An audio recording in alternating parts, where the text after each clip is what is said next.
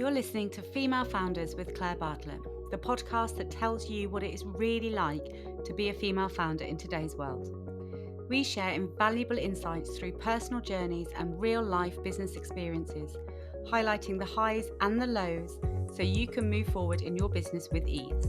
I am passionate to share with you the realities of business and give you the strategies and simple steps you need to truly succeed with your business.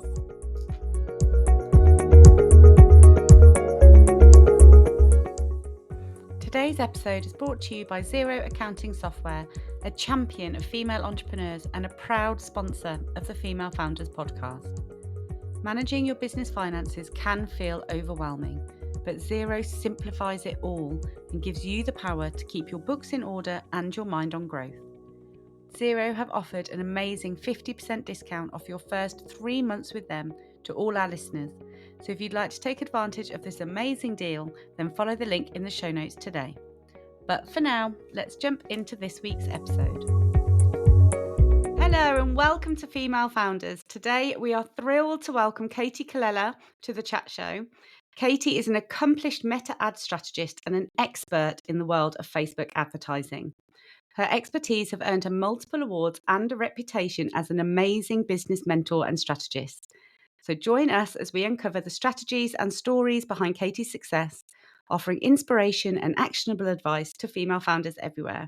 Katie, welcome to the show. Thank you so much, Claire, for that lovely intro. Much appreciated. You're welcome. How are you doing today? I'm good, thanks. How are you? I'm good. Yes, I'm good. Excellent. I'm really excited for this. So I think a really great place to start is to ask you if there's a pivotal moment or person that you can think back in your past that you think put you on the path to where you are today. Not necessarily a person, I don't think. I think a moment potentially, going right back to my first business, because I've been in business pretty much on, more than off, since I was 18. So the first Wow. business was just a little sandwich bar and catering business that I kind of grew on the side of that. And I had left school after A levels, but at the time there was no like university course saying, come and be an entrepreneur, come and learn how to earn money for yourself and how to work for yourself. So I'm sure there probably is now. But at the time that didn't really exist. So it was Yeah. very much, oh, okay, I'll go and get a job. And I didn't really know what the path was at that stage. And I went to a job, and I think I was there about 6 months. And then an opportunity came up to buy the business for the sandwich bar, and I kind of went, yeah, that's fine, why not, let's give it a whirl. And I'm always a little bit of a risk taker and like to try things and kind of jump before I can walk, so I said, yeah, let's go for it. And I had lots of people around me that were self-employed, so for me, and I never really understood why some people find it quite a scary thing working for yourself. I think because I've always been surrounded by family members that had worked for themselves off and on over the years, it wasn't an abnormal choice. It was just like, it's just another choice. Whereas some people I speak to that have always been surrounded by people that work in traditional employment kind of struggle to see that, I think, sometimes. Yeah. So yeah, Yeah, I that's kind of find the that start. quite interesting because for so many people, it's not something they even ever consider. It's just not Yes. an option. So yeah, I think that's interesting that because you saw that around you Hmm. when you were younger, that was always in your mindset of something that you could Yeah. could do if you chose to.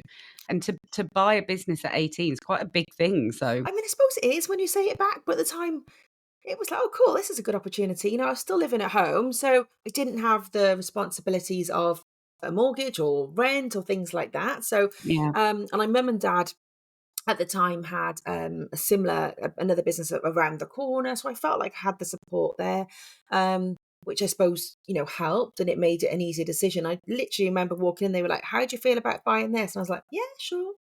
And I think it was so as you do when you're 18, I suppose. And I was so kind of laid back about it. I was like, yeah, let's do it, let's try it.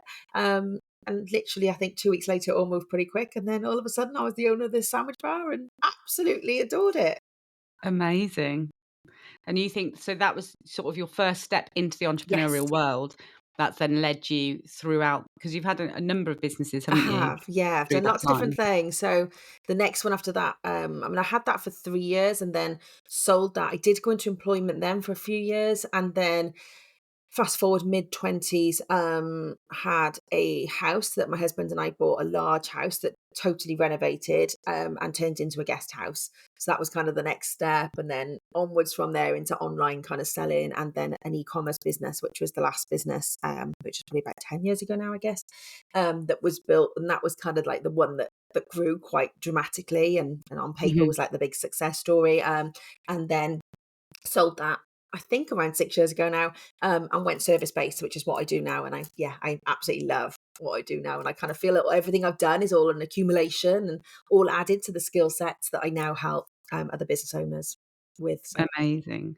I think that's so true that actually a lot of the experiences that we have throughout our lives Mhm. lead us to that final place. So you've picked up different skills and Yes. understandings of business throughout all of although they've all been very different, Mhm. they've all led you to where you are today. Yes. And now this is the real passion. Yeah. You said, And like you say, you've done it a long time and I you're really have, loving it still. and it's funny because well, I know I do, and I know a lot of business owners I speak to feel the same, that they're kind of winging it a little bit, and Yeah. all of a sudden, I'm, like, helping people, I'm having these great results, and it's like, "Oh, maybe I do know a little bit." But you Yeah. kind of hold yourself back and can think, and then all of a sudden, I'm like, I'm more strategic than I give myself credit for, and I do know more than I probably kind of acknowledge sometimes."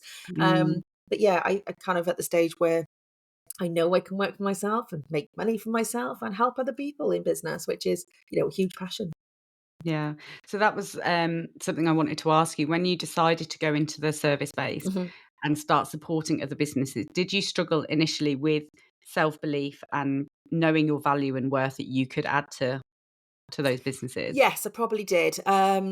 Also because up until this service-based business, in the e-commerce business, it's a very different world. This online kind of service-based business owners, we are in a little bit of a bubble, I find, online. Hmm. Um, and the e-commerce, it was very different. I didn't have the same support network, I guess, online. I didn't really know much about self-development and mindset and helping myself and working on myself. Um, so it was all a little bit new towards the end, probably, of that business. And I hadn't really Mm, done this thing. I was very much like an action taker, and I didn't have time for working on myself and all that. And I've definitely grown with that. Maybe that's an age thing, but also it's something I'm much more open to now as well. And I do a lot of yeah. self development, and I've always loved reading, but I never would have picked up a self development book kind of 10 years ago, I don't think. So that side of it is new. And I suppose it did come from when I sold the last business. At the time, it felt like a bit of a failure, because I was walking away and I was giving up on it. And I also felt that, I suppose, I felt that the business was going a bit quieter because and then that was affecting my mindset and my mind and how I believed in myself. Looking back, it was probably the other way around. It was probably me falling out of love a little bit with the business, and because the business was Yeah. taking over my life, and actually it wasn't what I set out to be, and it wasn't bringing me the same joy that it had previously. And then that was probably affecting the business. I didn't realize that at the time, or hindsight Yeah. and reflection. So when I came into service based, initially, it was very much, I just want something I can do with my hands tied behind my back that I can earn a few £1,000s a month with. And that was my initial aim. Um, and probably was a few months in minimum that I realized that I had the skill of Facebook ads to be able to offer clients. I wasn't offering that initially. But with the Okay. previous business, I was completely self-taught at that stage, Facebook ads, and I'd really gone quite deep in the learning, but very much self-taught. And I knew if I invested like £25,000, I would turn over £250,000 of sales. So it was 10x in, the return on ad spend. So it was very linear in that sense as well. So Mhm. I was, oh, actually, maybe I can help other business owners with this. And I was already in, like I said, I decided to step away from product and go service based. So I started kind of offering that as a little tentative step, with other clients. And again, the self belief was only, oh, I can help you, but I'm not an expert. And that kind of, that, and Yeah. to be honest with you, I had a massive issue with the word expert. And when I was starting out, I'd be introduced, oh, this is our expert. I'd be like, oh, please. My face would literally grimace if I was on a video with someone. And a coach said to me, you've got to stop doing this, And I was like, I'm not an expert. And she was like, you are. And I was like, I'm not. And we used to have these arguments, and I remember vividly, she set me this task of, go away and write 20 things you have expertise in. And that reframe, I was like, oh, that's easy. I can do that. And she was like, why is that different in your mind? I was like, because having some expertise as opposed to being described as an Mm. expert in my mind was really, really different. So I did that. Yeah. And she was like, anything, even like being a mum or anything, it doesn't have to be business related. And that exercise was quite a turn. And that helped me. And then someone years ago, I think it was Lisa Johnson actually at the time, said, not just necessary to me, but on a masterclass I was on, an expert is a person in an average room with the most expertise in that specific topic. And that Yeah. really changed again. I was like, oh, okay. And I don't know why I do this, but every time I think of this, I go to little Tesco, obviously not the big Tesco, little Tesco, down the road and picture myself there and think, am I the person in there with the most knowledge and expertise in Facebook ads? And I'm like, yeah. And then that really Love helps that. me. And that got me through, I think, a few years ago, going back now. And then, obviously, a few years later, you've got more results, you've got more case studies, you've got more testimonials. And at some point, Yeah. I've had to start believing that actually I kind of do know a little bit about what I'm talking about, and I've got these results. So I'm clearly not winging it anymore. But it's constant, isn't it? It's not like a one done once. I have to constantly work on that to Yeah. tell myself that I know what I'm doing. I think the word expert holds so much weight for so many people and It puts such a does. block for people. And actually, I work exactly the same as what you said. If I am the person in the room with the most Hmm. knowledge and expertise in that area, then I Yeah. am an expert. Yeah. And I don't actually find that I struggle that much with that word, but I speak to so many clients and they would, I say it and they sort of Yeah. run away like, no, no, no, no, I'm I definitely felt not myself that. And I'm like, shrinking when people were saying it. I was like, oh my yeah, I goodness. And the see that face. physical reaction in people, and I'm Yeah. like, "But I'm telling you that you are." And I Yeah. think in the beginning, it's so much more about mindset and faking it until you make it and, pushing your boundaries and Yeah. pushing yourself out there until you have those tangible results, like you say. So now you've got physical results that you've helped a client with, and you can Hmm. see, well, yes, I've helped them and I've built that, and my expertise have supported that business. And so now you've got tangible things that you can look at to reframe that Yeah. mindset and show that you are an expert. But in the beginning, none of Absolutely. us have that. No. Um, and I definitely think that's an area that people really struggle with. And it's going back as well to what you were saying earlier about working on yourself and mindset and things. And I hadn't really thought about it from an age perspective, but it's probably the same for me. The last 5 years, maybe a little bit longer, I love to read personal development books and Mhm. business development books now. I find them Yeah. really interesting.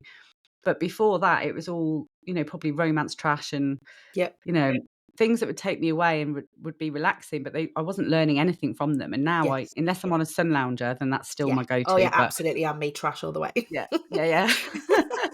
But on a on a day to day, there's so much personal development, and I don't think that can ever stop. I think no matter how much we've learned in business, there is always more that we can Yeah, learn, absolutely. um, and almost all still work that we can do on ourselves. It's just ongoing, isn't it? I went to an in-person Yeah. event yesterday and it was about stepping into your next level self and what would your next level self do and what choices would they be making.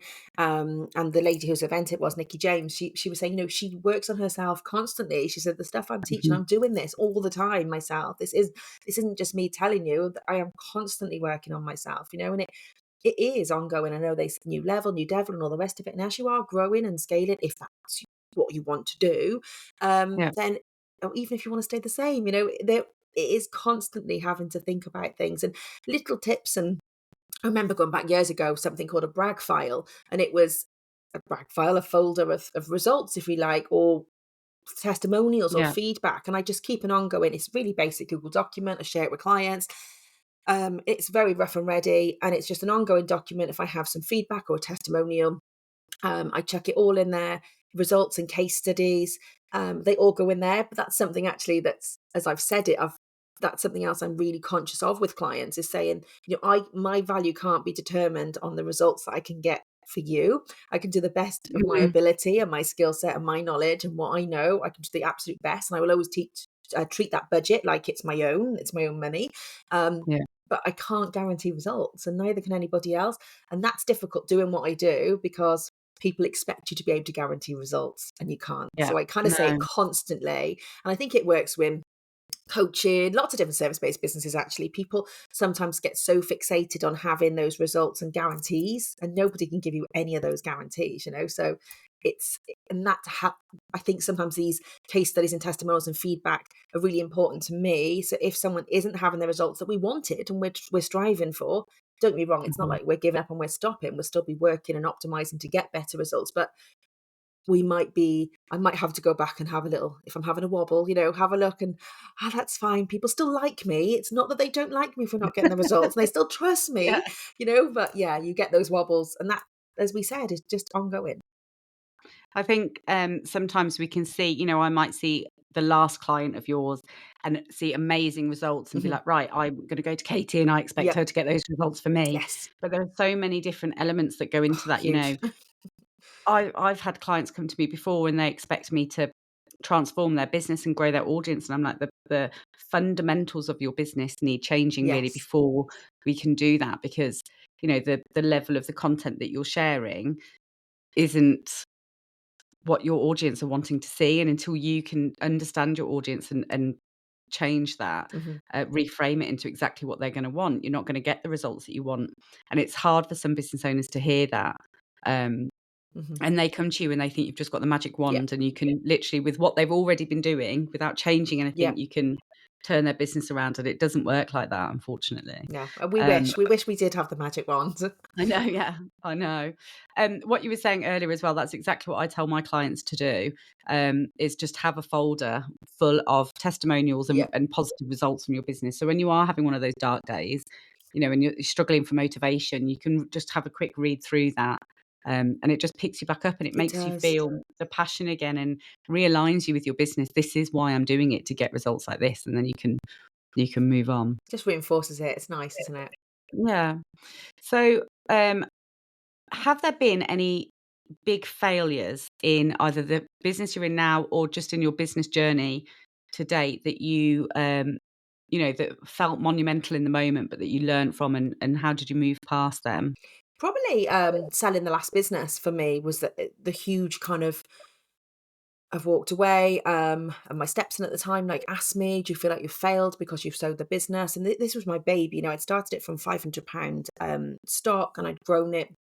We had premises. I had some staff members. It had grown quite rapidly to quite a, Mhm. I hate the word successful in defining that word. That's a whole other topic that I've got a huge bee in my bonnet Yeah. about. But let's say on paper, and from the eyes of other people, it would probably be deemed as a great successful business.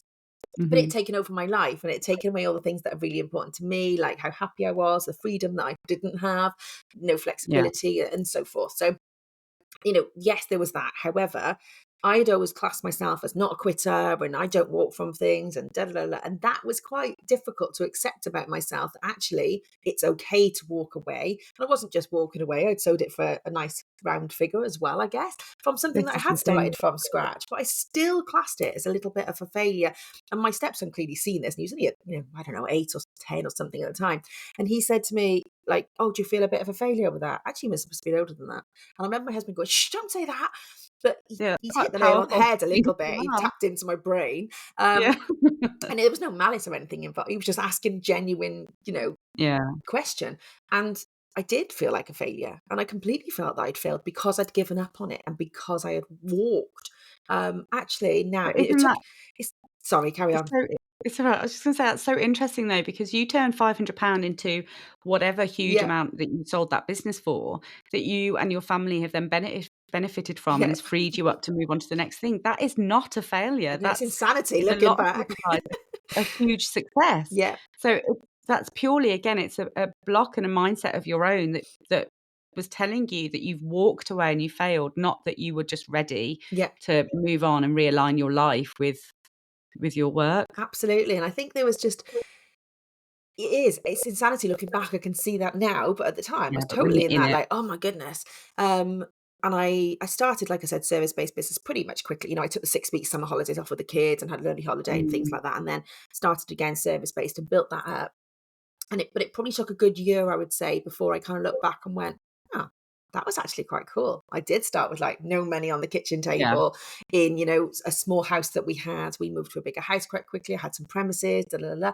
Actually, that was quite a cool little chapter, if you like, in my journey, that it was definitely a lesson learned, and it taught me what I didn't want to be doing from a business, and it taught me what I absolutely wanted from a business going forward, which is really Yeah. powerful.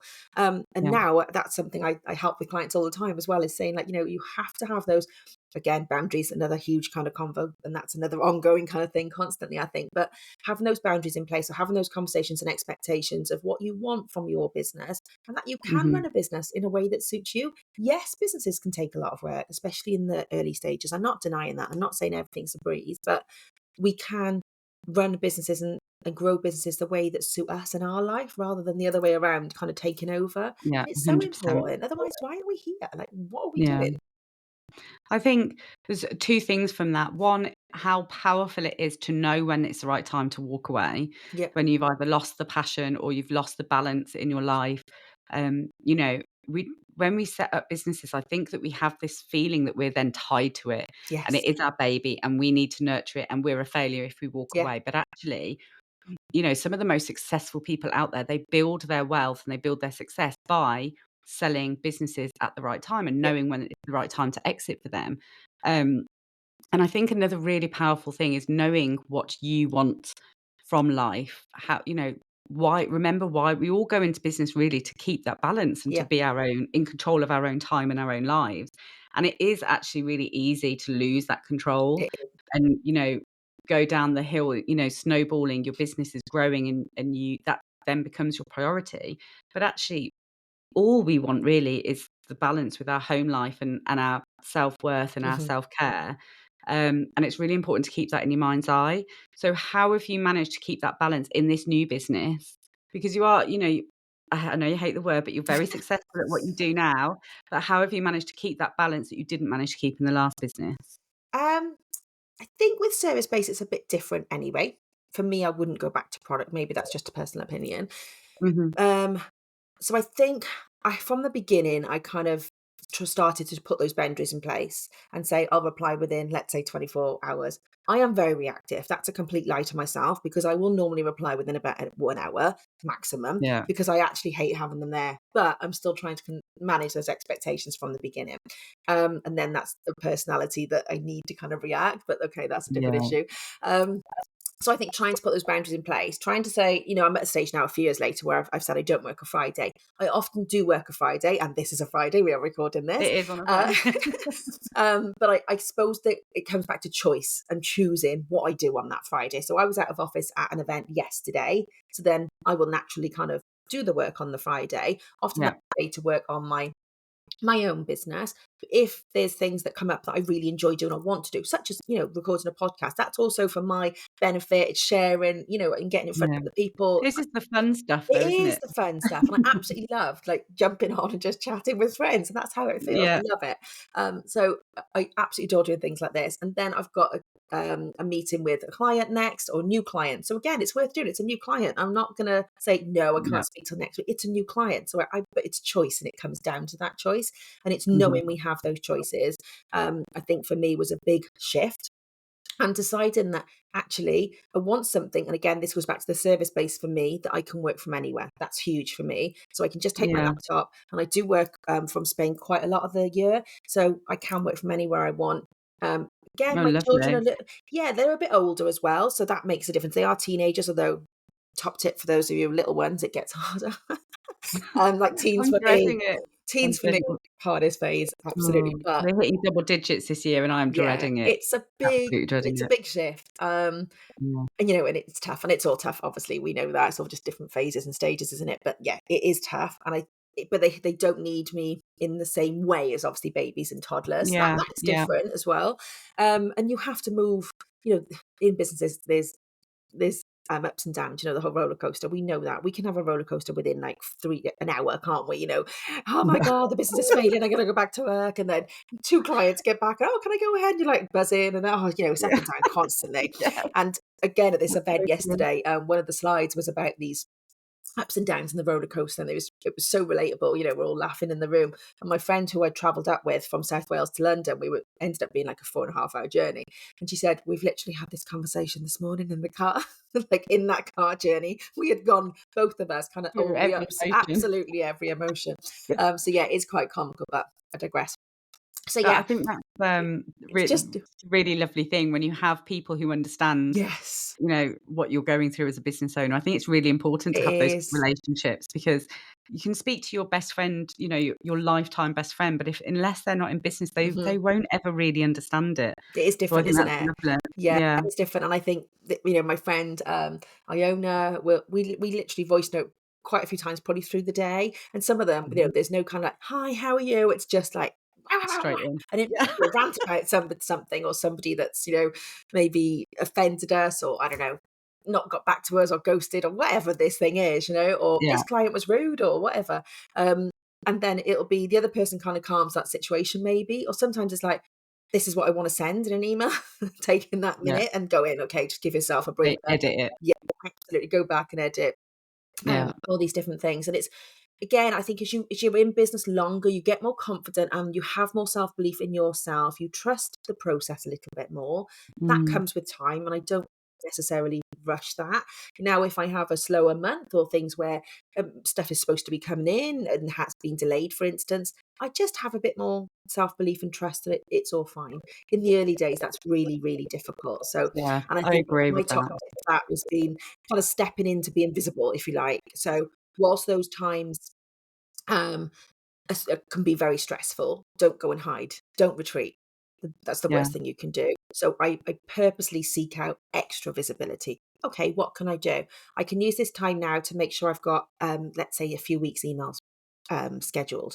I can do more social media. I can go live. I can show up. I can look for guest expert opportunities. Let's get some podcasts booked in. Let's do this. Let's do that. How can I actually? Because the action we take now will come to fruition in a few months, few weeks, Mm. whatever it is.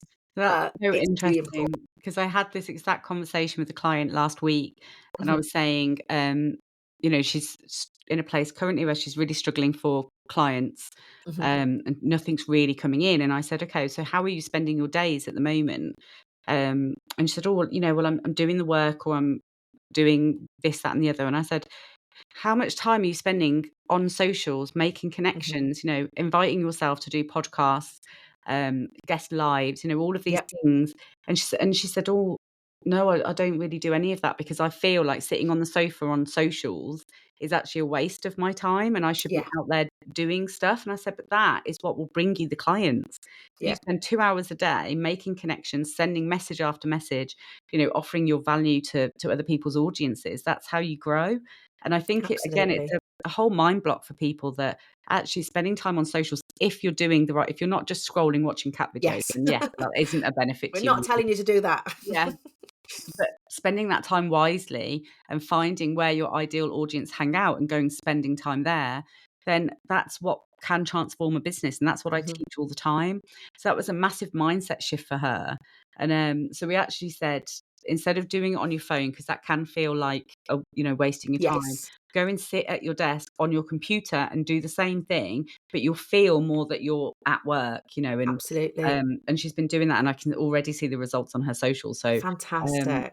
but yeah, it's all about mindset, and how It actually is. socials can be the most powerful tool for your business. Yeah.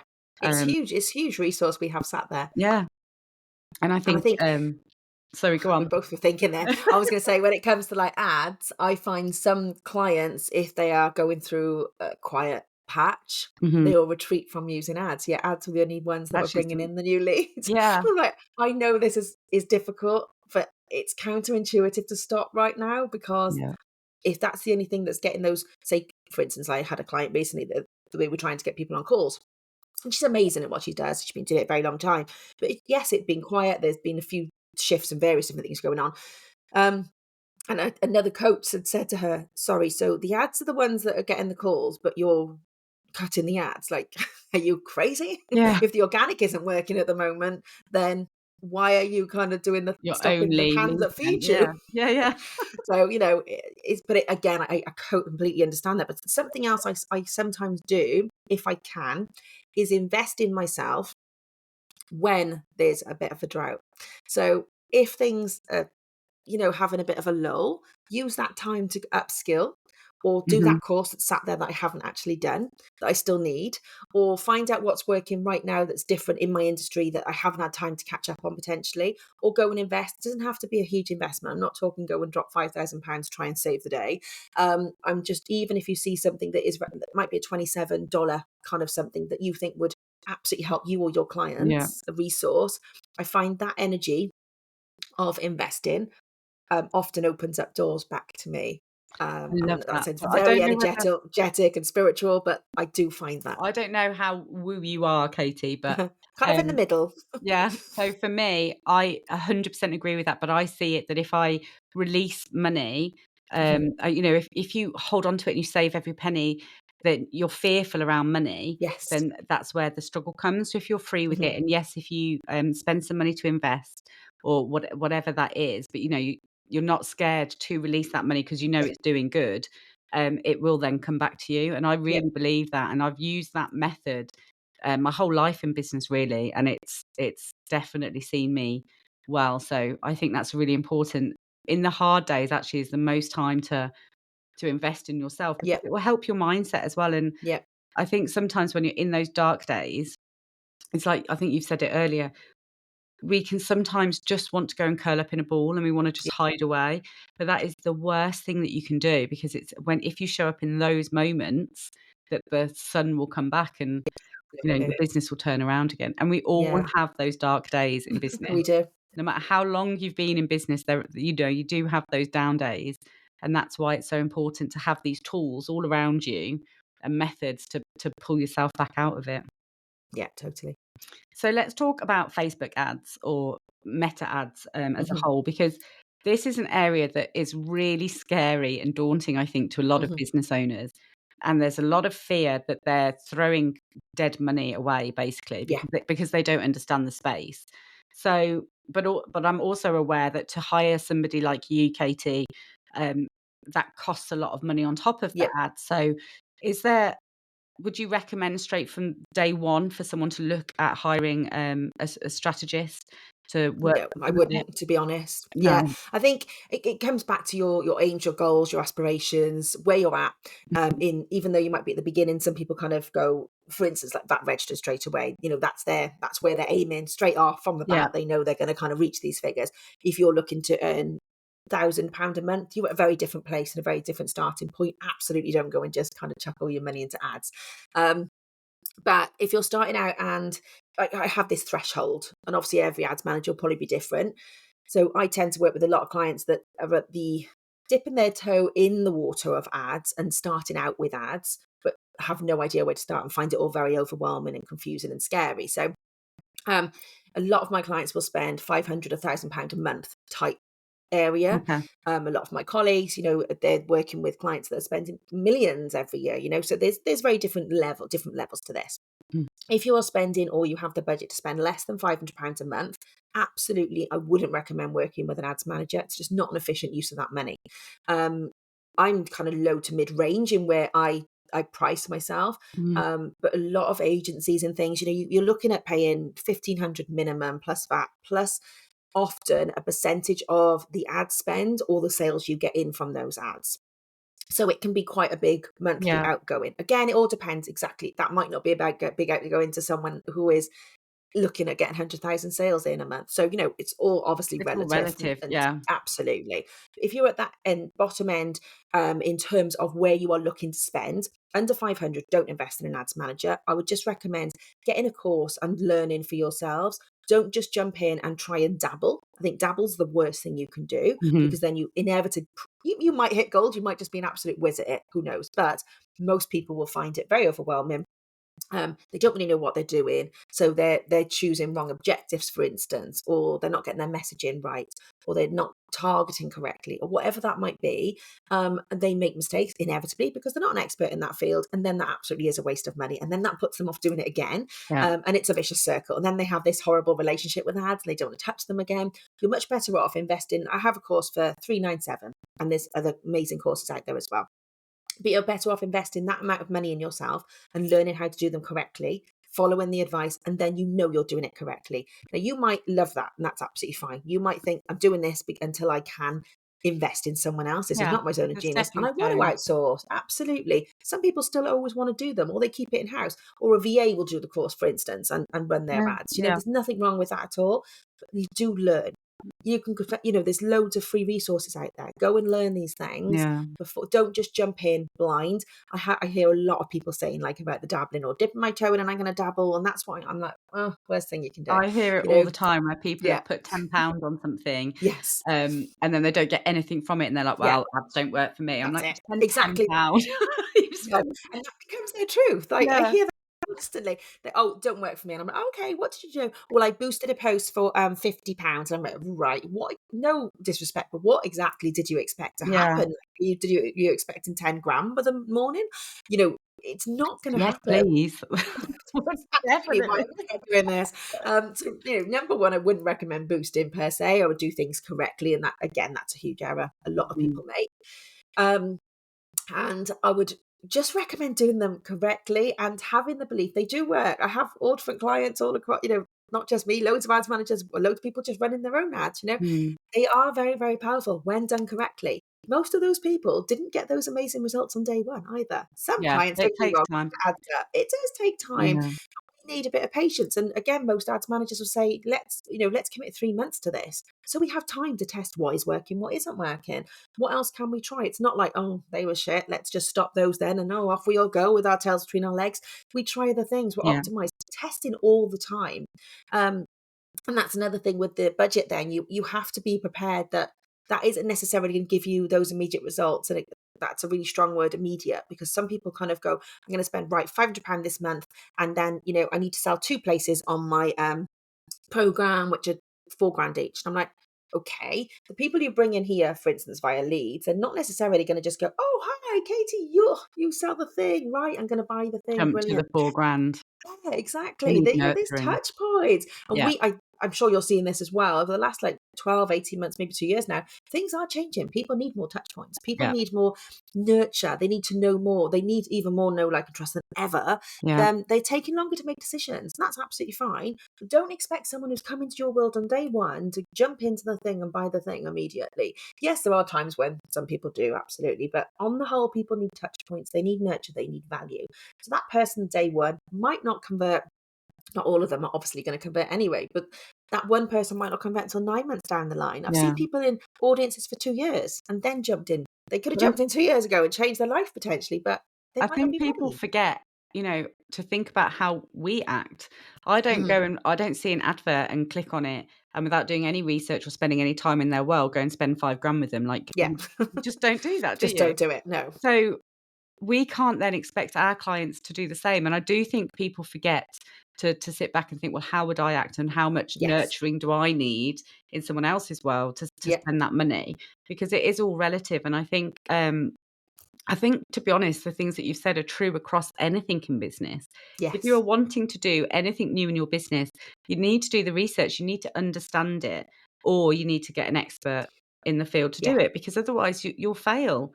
Everything, you need to trial and error and lessons. And I read a book, actually, I think it's called 1 Million Followers, I think. I'll have to find it and put it in the notes, but he says in there that he used advertising to build this Hmm. 1 million followers in 30 days. But I found it really interesting because I haven't used adverts yet. It's Hmm. something that I don't understand, and I haven't had the time to spend to learn about it yet. Yeah. Um, but he said he would, change the tiniest of things to get the data. So he would put an advert out, then he would put exactly the same advert out, but just change the back image, Yeah. or something like that. And then he would see which one landed better. And then, so he's making tiny changes. And I found that really interesting and quite eye-opening, that actually the data that you can learn from the Hmm. reactions to these two things, can then help you ultimately then get the ideal, the perfect Yeah. advert. So I And suppose, that's obviously taking him time to do that. yeah, And it is, exactly. I say all the time, it's one thing at a time. If you're changing millions of things, obviously, if you have a bigger budget, you can do more different things at the same time and test. But if you have a general kind of 20, £30 a day, say, for example, Mhm. budget, you can only change one or two things at a time and test each one. So, like exactly what you said, just the background color of that graphic or a Yeah, headline. And some clients kind of say to me, "Oh, can I have this graphic with this copy and this headline?" I'm like, I'd rather not, because I'd rather do that graphic, that same headline and the same copy, and then graphic two with the same headline and the same copy. exactly. And that's what you do. You test one, like you said, one little thing at a time. There's so many little tiny Yeah, things. this is what I found really interesting, because if I put this one ad out and then I change 5 things and put it out again, I don't know what impact, those 5 things had. 4 of them might have made no difference whatsoever, and 1 might have been the massive thing. So you do need to do it one step at a time, and I found that really interesting, Yeah, and something that I will definitely carry forward. So you said absolutely. someone for me, for instance, who hasn't ever done them before, you said that there is a Mhm. course that I could do to help me step into the world of advertising and get a better Yeah. understanding of it. So if you're okay with it, I'll put the link to that in the notes for the Okay, listeners. fab. Thank you. Um, so you have had many businesses, you've grown them all to a success, and then moved on from them. Have there been any particular areas of that you faced challenges through the growth of a business? Yeah, I'm not a fan of having staff, or certainly up until now, that's where I've been. Yeah. And when this business started, it was very much like I said to you, it was initially, I think I wanted to earn £2,000 a month was my initial aim. I had no intention of ever kind of looking at staff, Mhm. because I just find for me, whether it's a control thing or you sometimes find you haven't got the time to teach other people to do the thing that you can just go and do really quickly. Da, da, da, da. I Yeah. completely understand that's a little bit of a false economy.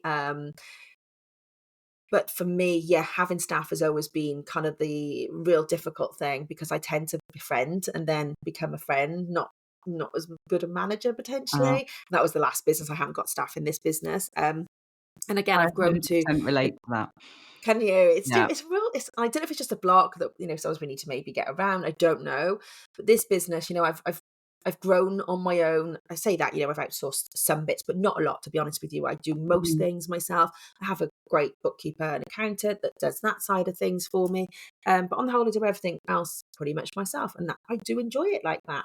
I also know there's a limit to how much I can scale potentially doing it like that. Yeah. And then that takes me back into, oh, what should I do? Not necessarily staff, but outsource more, I think would probably work better for my personality.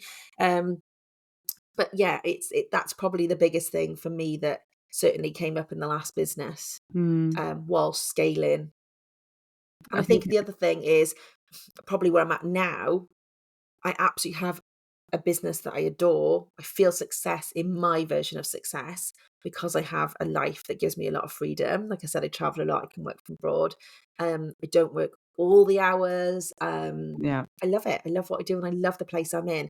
If I scale and I grow, which also I want to do, and I'm not talking the £1 million business. That's not on my radar at the moment, Mhm. but I want to be able to double what I'm doing. But in order to do that, I can't double myself. So something has to give. So is that reoccurring income or passive income? Is that working more hours? How am I going to fill that gap? And I think that is Yeah. something for me that is kind of the crossroads I'm potentially at the moment. So I've looked at an agency. I've been looking at that for well over a year.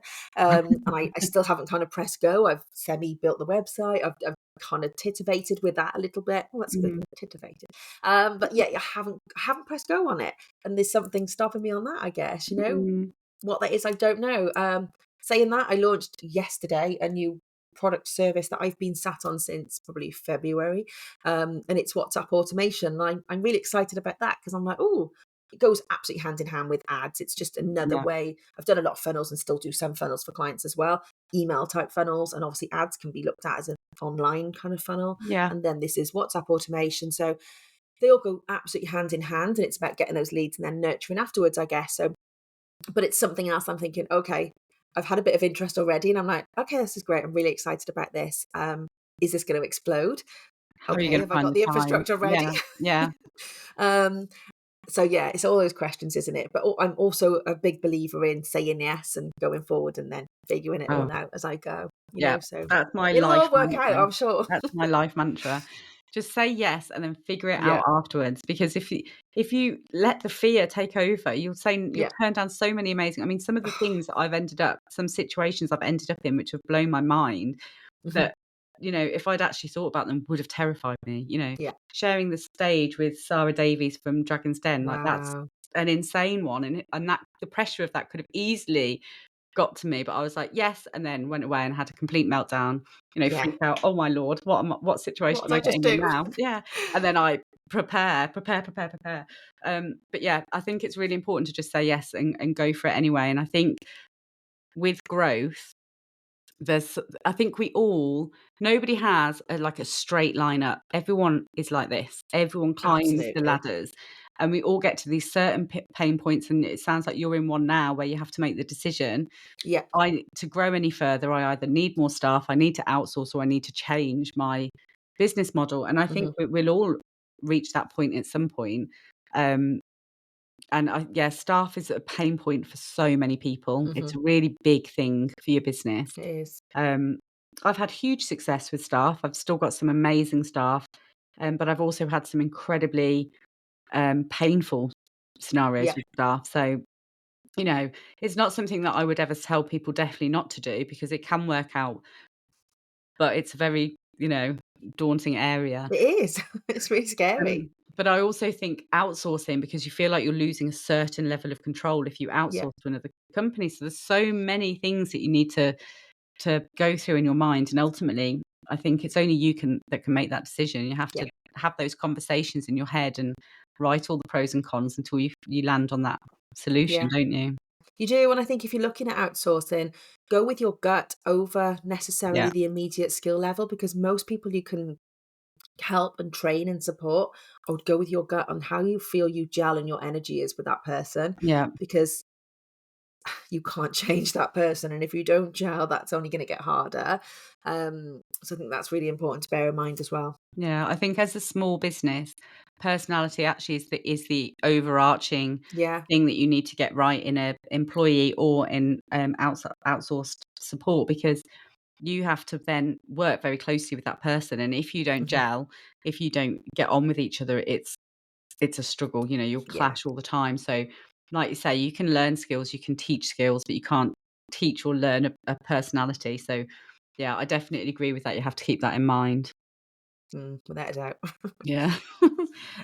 My last question to you, Mhm. Katie, is: have you ever wanted to quit? Oh god, yeah, most days. No, not that often, but yeah, absolutely. There's been times in probably every business I've had where I've just thought, is there easier ways? Yeah. And I think, I've had certain examples probably in every business that I've wanted to do that. Certainly in my first business, I'd worked with someone very closely that ended up stealing from me in that business. And I, I, Oh, I take these things really personally, and I struggle not to, mhm. because we are our businesses, especially, as small businesses, you are the face, you are the person. Yeah. Uh, I found that very difficult, and that was probably like the beginning of the end for that business before I sold that one. And I Mm, can probably pinpoint lots of different things like that where certain things happen where I think, yeah, I want to quit. Yeah, I can't do this. And when we had the guest house, sorry, it took over our life. And we had totally had enough of that at that point. We had two young babies, three young stepchildren. So it was just so full on trying to separate that life and business. Definitely mm. wanted to quit that one. That was a big kind of learn, thinking that it was going to be this brilliantly kind of perfectly balanced lifestyle business. Didn't quite work out that way, but you live, you learn, you move. Yeah. And then again, the last business, again, I had an instance where another business owner was literally copying absolutely everything I did, including typos, and a subscription box business that I had started and was doing really Wow. well. Every item in there was copied, and it hurts. Mhm. It's really personal, when you take these things. And I think, oh, why? Why am I doing this just for someone to just come along and take Literally take it. my Yeah, brain, and the yeah, thing that yeah. I've started, the thing that I was really excited about. I absolutely believe there's room for everybody, but I don't like the complete 100% kind of, "Let's just take that and make it Yeah. my own." So, No, yeah, it's there's not integrity, authentic I at suppose, all, it is comes it? down to. No. Yeah. I So, think yeah. it can be seen as a compliment in some ways, well, you must Mhm. be doing something right for them to come and want to do that, but there's, um, what's the word I'm looking for? Integrity with it, Yeah, that if you're literally lifting and pasting, then that's not showing any of your that's not personality. nice. Yeah. Ultimately, they'll fail, because they're not being true to themselves, but it's pressure on you, and it's, it takes the pleasure out of what you're doing. And I think that's so important. And actually, throughout the stories you've just said, in all of those instances, it made you lose the passion for your business, and Mhm. the pleasure that you were getting out of Yeah. that business. Um, and that, I think, is critical to all business owners, that you need to remain passionate, and excited to go to work every day. And Yes, when you start losing that, I think that's a very difficult place to be in. it is. You either need to figure out why you're losing it and then regain it, or you need to start your exit strategy, because being self-employed, being our own, boss, essentially, we need to be excited to wake up every morning and get to work. Yeah. Um, and we With should never have the Sunday night dread when you're your own No, boss and you're working for yourself. you very I much need think to that can be motivate very yourself, difficult. don't you? Yeah, I think that can be very difficult. So, Yeah. yeah, I think that's clearly a trend that you've had in your businesses, isn't it? Someone else, unfortunately, has derailed that for you. Yeah, Um, but ultimately, it's absolutely. all done you a favor, because look where you are now. Exactly, and again, I can see that now, years later, I'm like, "Oh, okay, well, I'm absolutely 100% happy with where I am." Yeah. And I absolutely believe it was all for that reason, and I believe, like I said, all these different things have kind of come together and helped me in the position I'm in now, and helped me to be able to help other people, so it's all a ripple effect, and yes, all good. Yeah, I love that. Well, Katie, thank you so much for joining me today. Honestly, I've absolutely loved talking to you. Oh, you're very If welcome. people want to find you after this, where can they find you? Okay, I'm Katie Colella everywhere, but my surname is Collella because everyone always gets the L's the wrong way around. So I'm katiecolellasocial.co.uk website wise, and Katie Colella on most social media platforms. So there's not many of us around, so easy to find. Perfect. Thank you. I'll put all the links in the notes for everyone as Fabulous. well Thank for you. you. But yeah, that's it. All left to say is thank you so much to you all for joining us today. I hope you found some real value and insight there from Katie's experiences, and I look to see you next week.